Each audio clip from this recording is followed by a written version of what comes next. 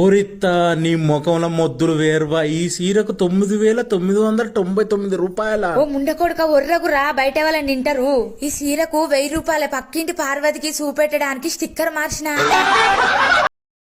Hello అత్తమ్మ, మీ కొడుకు మాట్లాడతాడట. Hello అబ్బా, ఈ పండగకు పోరగాలో మేము అందరం ఆడికేద్దాం అనుకుంటున్నామే. ఎందుకు తీరాదు బిడ్డ? మీరు ఇటు కత్తినా ఆపచ్చంపతా అని అడిగేటోళ్ళ బిడ్డ? మీరు చేతులున్న సెల్లులా వాట్సాప్ ఫేస్బుక్ చూసుకుంటా కూర్చుంటారు. ఎందుకు తీరాదు బిడ్డ? దారి ఖర్చులు దాండుగా అరిచేతిలో వైకుంటాం, ఉంట తింటాం లేకపోతే వంటాం. సెల్లు పట్టుకొని ఓకే ఇట్ట ఇట్ట ఇట్ట అనుడేనా కోపానికి వచ్చినట్టుంది అబ్బా.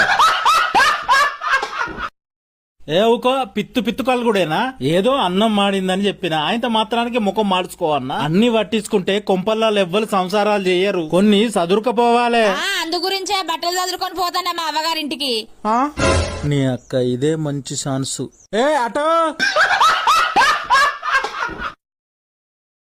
మొన్నటిదాకా కిడ్నీలలో రాళ్ళొచ్చే ఉంటేవి. పొద్దుగాల లేచి పరిగడుపున 1 లీటర్ నీళ్లు తాగితే ఏమైతుంది? ఉత్త నీళ్లు తాగుడు అంటే బాగా కష్టం అయితుంది. పోనీ 1 కోటర్ మందు గిట్ల కలుపుకొని తాగన్నా మరి? ఆ మందు కాదు కలుపుకొని తాగేది, పొలాన్ని కొట్టే మందు కలుపుకొని తాగు, పీడ వదులుతది. గింతనన్న చెత్తకు సిగ్గు, మానవ ఇజ్జతి లజ్జ ఉండాలే. కోటర్ కలుపుకొని తాగుతాడ కోటర్ సిగ్గులేనోడు.